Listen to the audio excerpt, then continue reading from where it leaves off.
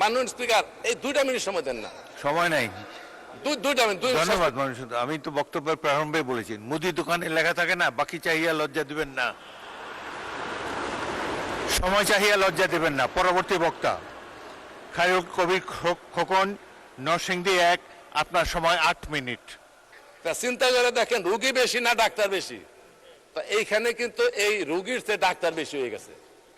Budget দিছে, এই যে উপদেশ দিতেছে, সারাদিন উপদেশ দেয়, খালি সমালোচনা খালি সমালোচনা। আরে পদ দেখেন, রবীন্দ্রনাথ একটা কথা বলছিল যে উপদেশ দেওয়া সহজ, উপায় বলে দেওয়াই কঠিন।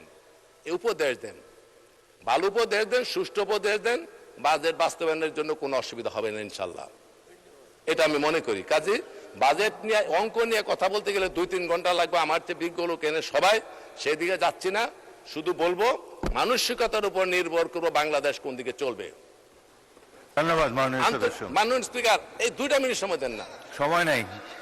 দুইটা মিনিট। ধন্যবাদ মাননীয় সদস্য। আমি তো বক্তব্যের প্রারম্ভে বলেছি মুদি দোকানে লেখা থাকে না বাকি চাহিয়া লজ্জা দিবেন না,